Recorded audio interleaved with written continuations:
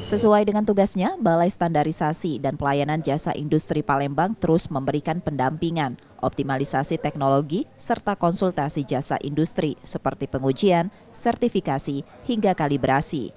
Khusus untuk sertifikasi produk standar nasional Indonesia, saat ini dibagi ke dalam 2 jenis, yakni SNI wajib serta produk air minum dalam kemasan. Sedangkan untuk SNI sukarela seperti produk kopi bubuk, madu, pempek, dan beberapa produk lainnya. BSPJI Palembang juga memberikan dukungan terhadap produk UMKM, terutama dalam hal pembinaan teknologi prosesnya, sehingga bisa menghasilkan produk yang sesuai dengan standar yang dipersyaratkan. Seluruh produk UMKM berhak untuk dilayani sesuai dengan persyaratan yang ada.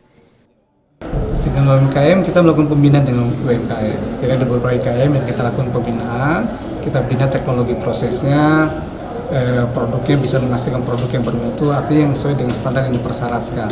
Jadi pembinaannya di teknologi proses dan penerapan sistem mutu, sehingga UMKM bisa menghasilkan produk yang sesuai standar. Kalau ada kesempatan, produknya akan kita lakukan sertifikasi SNI.